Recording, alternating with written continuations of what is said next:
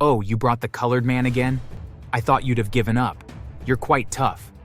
I hope you don't expect to eat any food today. I have nothing to waste on you. There's an exception. If you could do the monkey dance, we can change our minds about feeding you and maybe even get you a banana. All three of them burst into laughter. I got angry. Hi, my name's Alex, and I'm from Cameroon, but moved to Canada at the age of 2, and I've lived here ever since. I met Ariel during college, when we were still only young adults. We started as acquaintances, often discussing our studies. Gradually, these talks turned into friendship. As our friendship grew, so did my feelings for her. It wasn't sudden, it was a slow realization that Ariel was more than just a friend. There came a point when I couldn't ignore my feelings anymore. Telling her how I felt was nerve-wracking. I didn't want to risk our friendship, but I eventually gathered the courage to confess. Ariel's reaction was a mix of surprise and happiness, and I felt a wave of relief wash over me as she told me she felt the same. We both began dating, and dare I say, I discovered even more peculiar things about Ariel. Our relationship continued even after we finished college. By then, I was 24 and she was 23. We both got good jobs and were doing well for ourselves. I introduced her to my parents as my girlfriend, and they were pleased to meet her.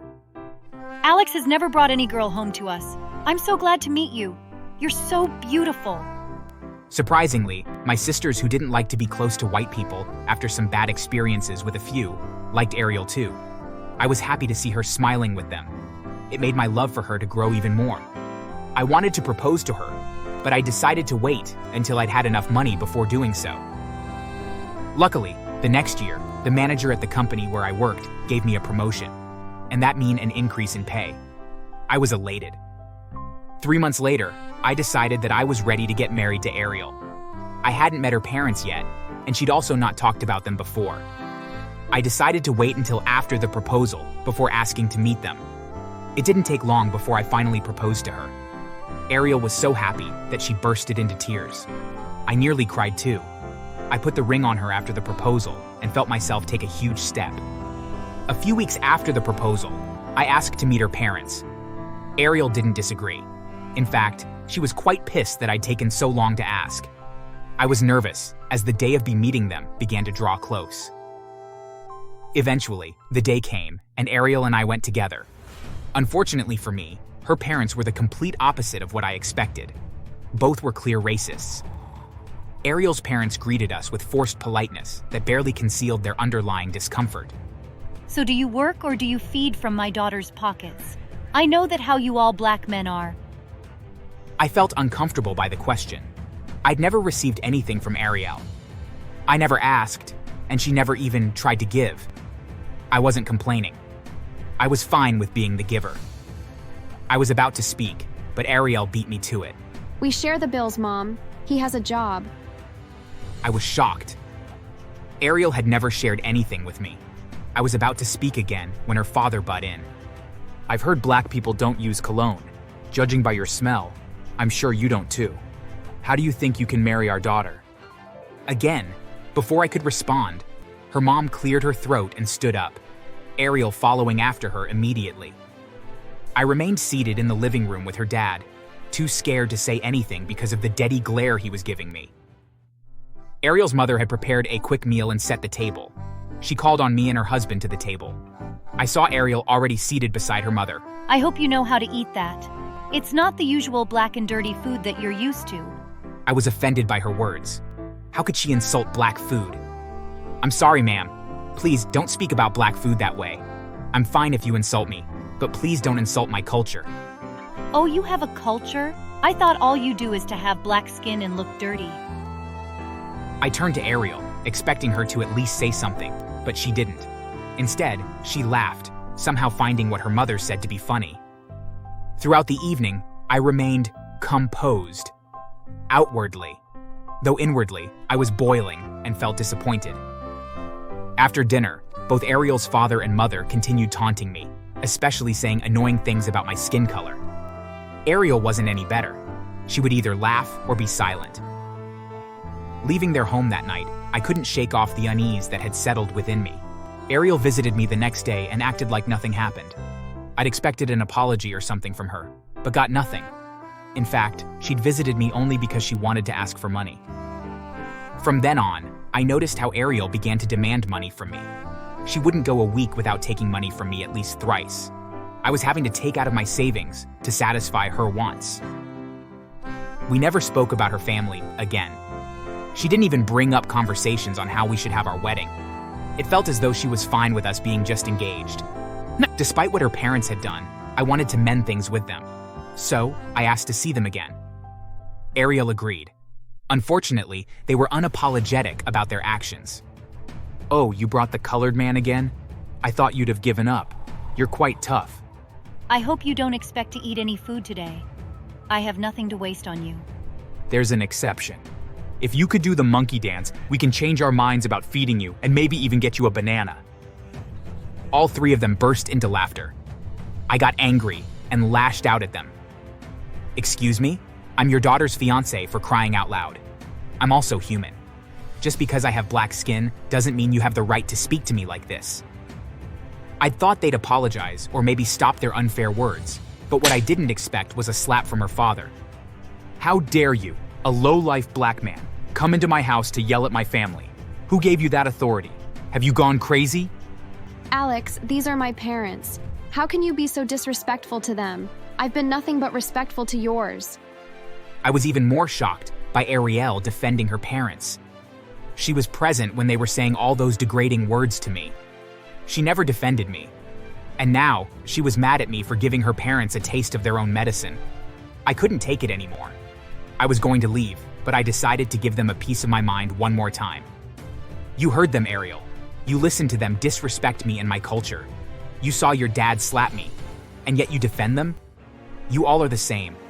I regret even thinking you were different, Ariel." Well, I'd honestly thought I could just walk away after that, but her dad wasn't going to let that happen. The man pulled me back and threw me on the floor. He sat on top of me and began punching and slapping me. Ariel and her mom watched how he beat me up mercilessly.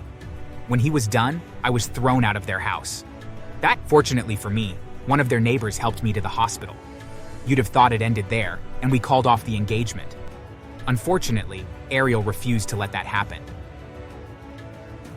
2 weeks later, she was at my office again, asking for money. I refused to give it to her. She tried all she could, but I refused.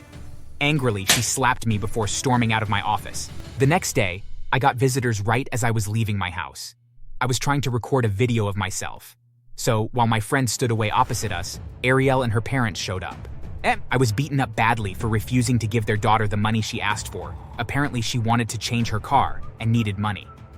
Afterward, they took my phone and transferred all the $30,000 I had as my savings. I kept begging and crying, but they didn't listen until they'd taken all my money and left me in bruises.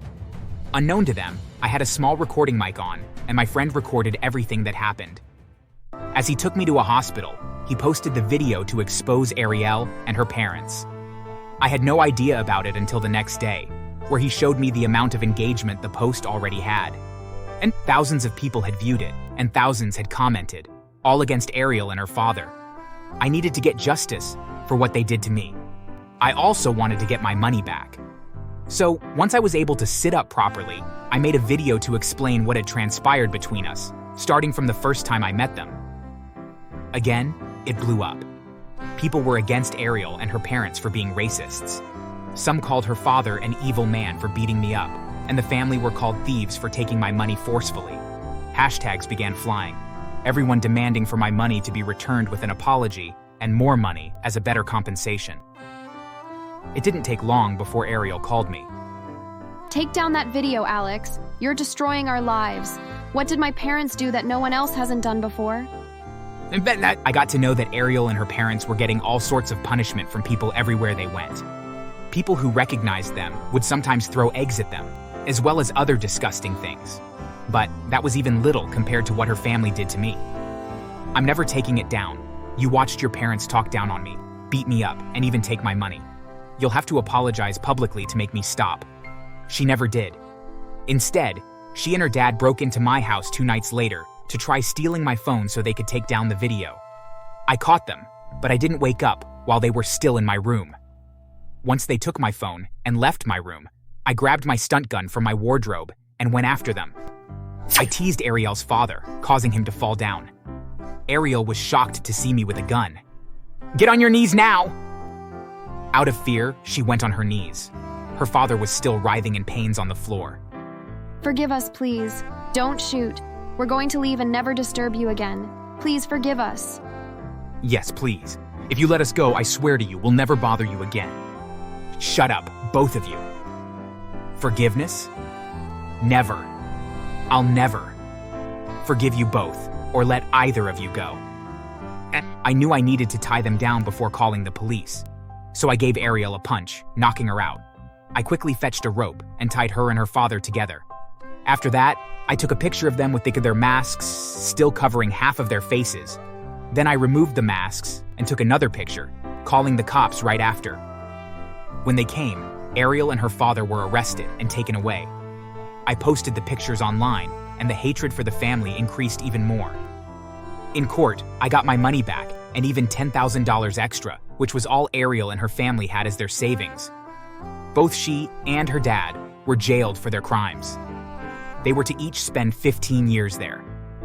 Her mother, trying to burn down my house 2 weeks later while I wasn't home, accidentally trapped herself inside and burnt together with the house.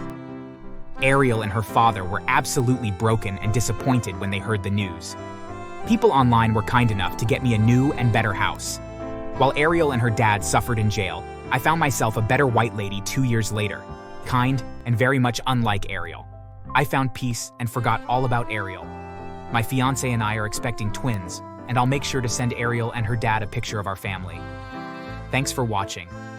Be sure to subscribe and leave a comment down below saying, "I subscribed," and we will try our best to reply to your comment.